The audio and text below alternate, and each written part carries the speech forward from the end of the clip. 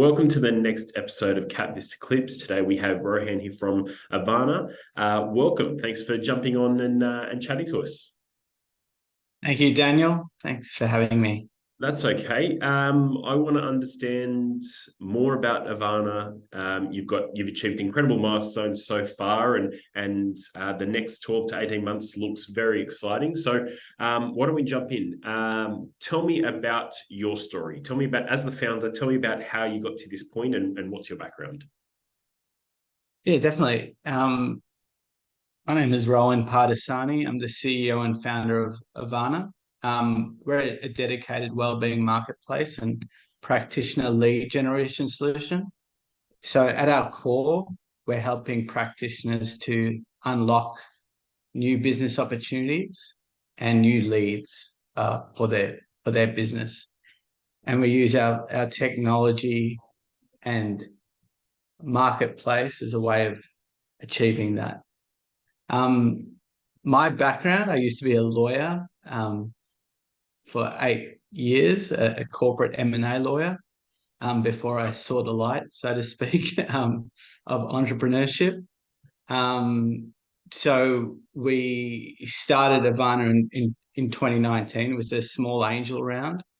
But prior to then, as a lawyer, obviously M&A, capital markets, it's very, it can be a high pressure sort of environment, as you're no doubt aware. And your health and well-being is usually like the bottom of priority lists. And when you put kids into that, and in my case, I had an undiagnosed form of cancer for 4 years, which no one could really work out what was wrong with me. When you chuck that all in, it sort of creates this perfect storm. But through that, I predominantly in looking for a solution or looking to find out what was wrong with me, I connected with allied health practitioners such as physiotherapists and exercise physiologists and psychologists, as well as natural health practitioners such as naturopaths and acupuncture, as well as fitness and massage and day spa practitioners. And what I found is that these practitioners actually really fundamentally care. They care about me, they care about their patients. Yep. And they also needed a bit of support, and they needed support with operating their business, finding new leads, tapping into unused capacity in their calendar, making sure their practitioners were busy. And I saw Avaana as an opportunity to connect users at that time, a lot like me, but as we'll discuss, it's actually a little bit broader now with, the practitioners who, if any businesses need support, if any businesses, deserve to really be thriving, it's these health and wellbeing businesses. Yeah. Yeah. So out of your observation and dealing with these practitioners, what was the story of Avaana? How did it start? How did it evolve? How did you get it to this point? And we've understood that you found yourself in this industry from a law and M&A side of things because you experienced your own issues and had a use case for these practitioners. But how did you find the idea or the inspiration to start it, and what did day one look like? Sure. So for me, when we started it full time in 2019, the industry was incredibly fragmented, and it still is now. So you had practitioners across the scale with various sophistication when it came to technology. Some of them used paper diaries, some of them used Google Calendar, others used practice management systems such as Clinico and MindBody. So you had this whole sort of range of practitioners. Some had online booking software on their website, others didn't.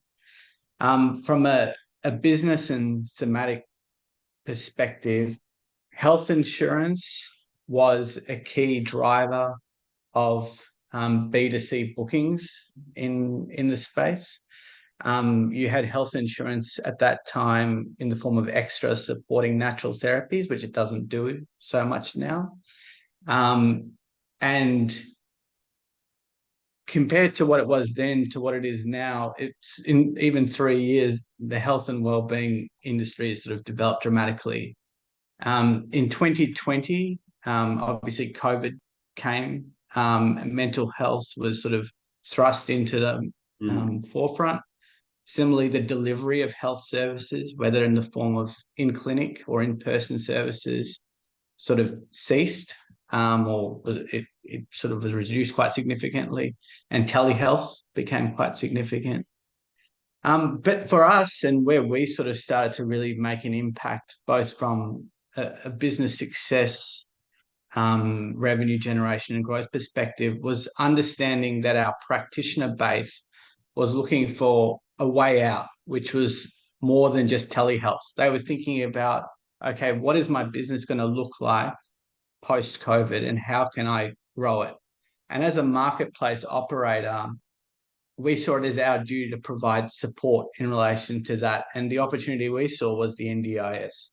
We saw the ability to help practitioners on our marketplace and other practitioners to get NDIS registration, and therefore tapping into a massive, $40 billion market at the time, and as a pathway out of COVID, as a way that they can recover for that lost time. Yeah, awesome. So putting myself into that situation, help me understand the solution. Sure. So our solution is, we like to think of ourselves as the business partner for health and wellbeing practitioners. And what that involves is really, there's sort of two main ingredients to the cake, if you want, that we're trying to build for a practitioner. What we realized is that in this post-COVID environment, and even during COVID, health and wellbeing practitioners were looking for three key things. They were looking for their unused gaps, or the white space in their calendar, to be filled up with new clients. And that was in particular in relation to their last minute bookings, last minute availability within 0 to 3 days. But they were looking for someone to come in and really think about, okay, we have this persistent gaps in the diary, whether it's between 12 p.m. and 3 p.m. when most people are at work. How are you going to fill them? So what we do in terms of our solution is we offer NDIS registration and aged care registration services so that they can tap in to government-funded clients. Mm-hmm. And then the vision is to use our marketplace to actually sell that effectively B2B time in their calendar to the people who control bookings for those services, while at the same time have the B2C offering, which is through our live marketplace, which has been successful, very successful to date, to sort of push those last minute availability. Because what we found in our journey over the last 3 years is that when Daniel wants to get a massage, or if Daniel's hurt his back in the morning and wants to see a physio, he wants to see it today, or he wants to see it tomorrow. He doesn't want to see it next week. So we had to sort of put on our thinking hats and think, well, how do we sell these blocks of time in the future to provide certainty to practitioners today? Yeah. Yeah, awesome. Okay, so tell me who the team is behind Avaana. Yeah, so we've been incredibly blessed with our team. So we've got 8 sort of members of the key team, and we've got 18 in the broader team. So in the last 3 months, we've brought in Zachary King, who heads up our corporate health and wellbeing division, with a view to actually helping corporates, and in particular SMEs, to access health and wellbeing for their employees. We found that our solution is a marketplace solution which has practitioners across Melbourne and Sydney and Australia as a whole, is really well positioned to help employees in a hybrid work setting. So traditional corporate wellbeing solutions go to the office and deliver these services. With everyone working from home, that's really difficult. So there's a massive opportunity there. So we brought him specially to ramp that up, moving into this end of this financial year into next financial year. We've got our Chief Product Officer, Matt Robinson, who's been incredibly instrumental in building the product, and he oversees it from Melbourne. Got Ben Wright, who's our first employee, who's been instrumental in devising our practitioner acquisition strategy and our NDIS accreditation strategy on top of that. So he was the first employee, and he's an absolute godsend, a gun, if you will. And we've got our the rest of the senior team here in Australia, including Steve Dungel, who was the former head of growth at Bailey Nielsen, the optometry business, who's come to try help us scale both the practitioner and user and accreditation sides of the business. Yeah, awesome. So you've got some exciting traction. Tell me about the milestones that you've achieved. Because in terms of revenue and growth, it's quite attractive. But yeah, tell me what you've done. Sure. So we've in the last financial year we did 1.7 million in revenue, and in particular over the last quarter. Our run rate has sort of shot up to 2.7 million. And that's really been as a result of better understanding our practitioner base, being able to double down in relation to providing services to them in terms of both NDIS accreditation, aged care accreditation, but also being able to sponsor premium listings on our marketplace so that they can have a tag and appear at the top of relevant search results, as well as some volume now coming through the marketplace as we've improved the user experience quite significantly over the last 3 to 6 months. So we're really excited. Obviously, that represents a 60% growth in the quarter one based on last year's results, and we're trying to keep that momentum up, obviously, going into the end of this financial year. Yeah, that's awesome. Okay, and we've sort of talked about the pain points experienced by your customers and clients, but where do you think that the industry is going? Like you've said that over the last 3 years, the wellness space has changed significantly. But where do you see it going forward? And you touched on mental health being a big driver during COVID, but what do you see over the next 5 years as is where the industry is headed, and how can you grow to support that? Yeah, that's a great question. So I think if we take a step back, I would say 2019, it was still predominantly driven B2C bookings. Health insurance had a big role. I would say 2020 was the year that the NDIS and government funded models of care sort of hit the mainstream, so to speak, as well as a big push from mental health, and that really carried on until today. Like, it's still going and it's expanding. But in terms of what I'd say is the next big thing, it's really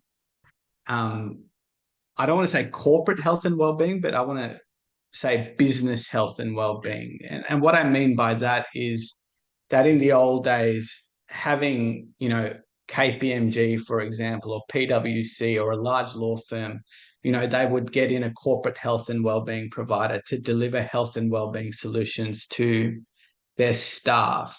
And that was seen as like a perk, almost like, we're going to provide you with free flu shots or chair massages or an ergonomic assessment, or we'll get in this fancy speaker. I think in the next calendar year and beyond, what's seen as a perk is really going to translate into a must-have. Okay, so fundamentally, if you are actually serious about complying with your work health and safety obligations under Australian law, or really under any law in the world, and if you're serious about employee retention, you're going to need to have a corporate health and wellbeing plan. So Yeah. where the corporates are well looked after, the corporates are struggling, or the corporate health and wellbeing providers are struggling in delivering hybrid solutions. So an ability to actually cater to Rohan or Daniel who work from home, and also better linking what I value in terms of well-being vis-a-vis what Daniel does. So Daniel might be fine with, his weekly gym membership, and he wants his company to pay for that, and he sees that as a good use of funds. Whereas, I might have persistent back pain, and if the company could help me fund my physiotherapy bill, that is of incredible value to you. So if there's an ability to empower the employee, as opposed to having a corporate health and wellbeing plan almost pushed on them, Yep. which also caters to the fact that I work from home and that the workforce is Yeah. all across Australia. That's where we think we can really come into action, so to speak, and that's where we're seeing, the broader market going, and that's not dissimilar to, say, the US model, for example, where in US, employers are like effectively the insurers, for their employees. Yes, there's back-to-back plans that they have, but the employer is primarily responsible, and that's seen very much as a must-have. And I think Australia is sort of trending in that direction. And it might not be necessarily from maybe insurance is the wrong word, but it is absolutely seen as a must-have in terms of retention. Yeah. Yeah. A lot of if you, I mean, if you jump onto Seek and you have a look at all the job ads, especially ones from the large corporates, they would all have a health and wellness line item as a perk, because it is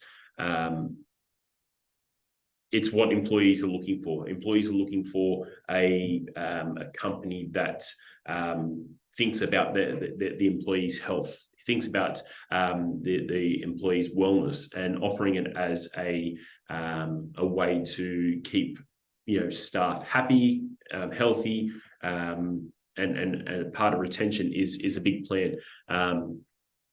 But you're right with the remote workforce, with more and more people working from home, trying to solve these issues and address these issues is a big one. So I think what you're doing is in a brilliant space, and it's a solution for large corporates and large companies to or even the small and medium companies to keep their their employees healthy and happy. Yeah, and I think you're right there with respect to sort of the SME space, because SMEs haven't necessarily had to have really well thought out Yeah. solutions to this. But they could maybe organize flu shots or something like that. Maybe, the weekly fruit bowl or Yep. whatever, and they can tick a box.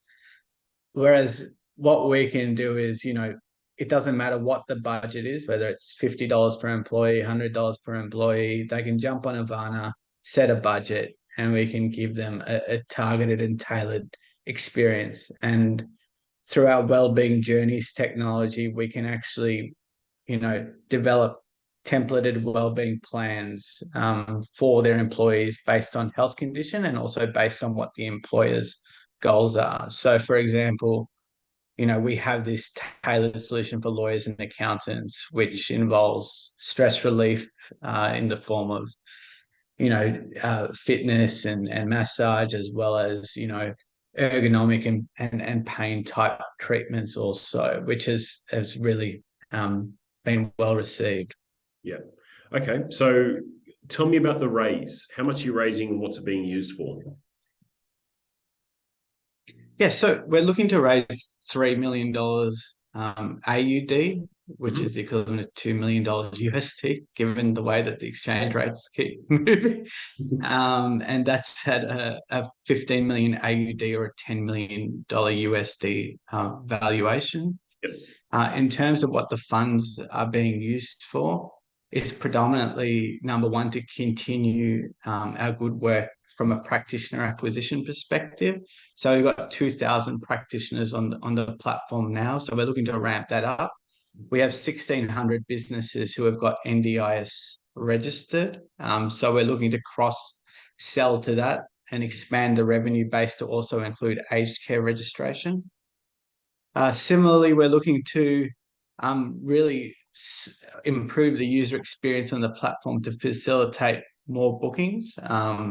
And what I mean by that is really to sort of think about a better experience for people who are looking to do online services and mobile services, because we see them as both, in particular, mobile is really key to the hybrid workforce strategy. So if I was able to send a massage therapist from the clinic local to you in Bondi, or that is going to be that much more compelling, especially if you've got a 1 hour slot between calls. And if I can get you a massage therapist, then that we see that as next level support on your well-being journey.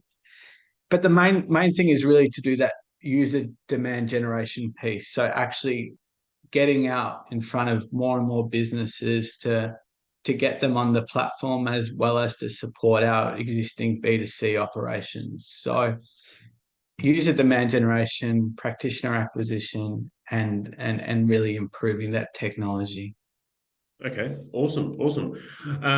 Well, it's certainly an exciting story. The growth over the last 12 months, captures most investors' attention, because it's a really, really good sign. And where you're going from here, it's all blue sky. But identifying the problems that are corporates, SMEs are facing, employees are facing, and offering a solution to connect the two, as well as helping practitioners, addressing the problems in their business. I really like that. But what we'll do is we'll leave it there. I'll put the details for Avaana below the video, and if anybody's interested, I can connect them directly with Rohan. So thank you very much for jumping on. It's been great to chat to you, and I'm excited to see where you go next.